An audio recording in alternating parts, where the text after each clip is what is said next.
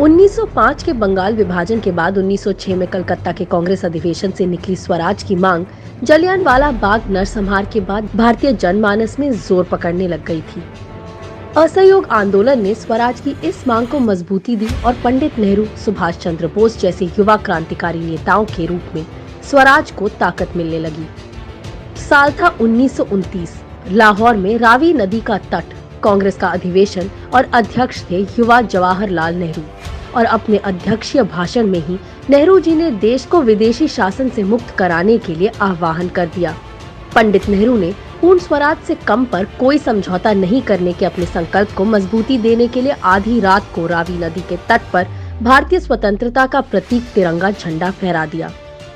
लाहौर के इस अधिवेशन से 26 जनवरी 1930 को प्रथम स्वाधीनता दिवस के रूप में देश भर में तिरंगा झंडा फहराया जाने का संकल्प निकला। साथ ही गोल मेज सम्मेलन के बहिष्कार का निर्णय लेते हुए पूर्ण स्वराज को कांग्रेस ने अपना मुख्य लक्ष्य घोषित करके प्रस्ताव पारित कर दिया। गांधी जी सहित तमाम दिग्गज कांग्रेसी नेताओं ने पूर्ण स्वराज की मांग के समर्थन में देशव्यापी सविनय अवज्ञा आंदोलन छेड़ने का निर्णय लिया।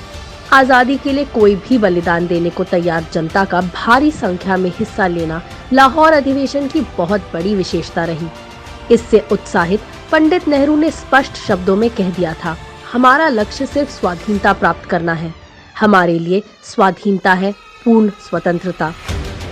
1929 के लाहौर कांग्रेस अधिवेशन में ली गई पूर्ण स्वराज की शपथ लगभग 17 साल बाद 15 अगस्त 1947 को पूरी हुई।